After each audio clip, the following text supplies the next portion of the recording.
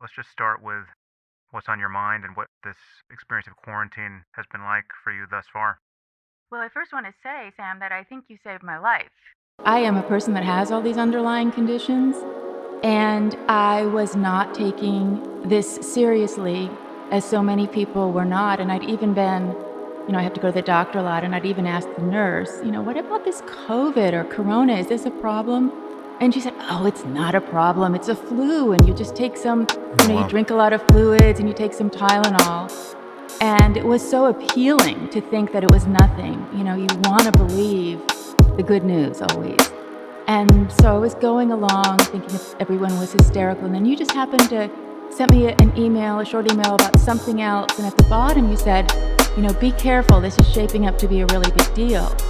And that caught me. I thought, Sam is really smart. And this is the kind of thing he would be really smart about. And that kind of sat in my mind, but I still had to go to a work lunch.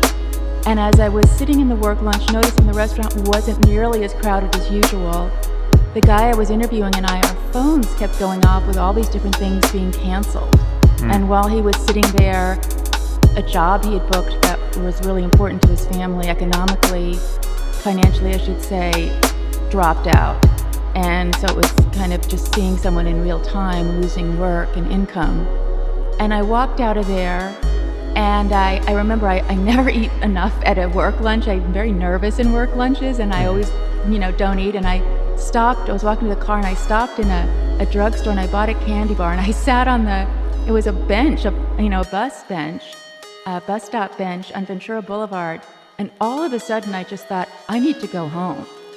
Sam Harris said this, I'm seeing a lot of signs in it, and I need to get home.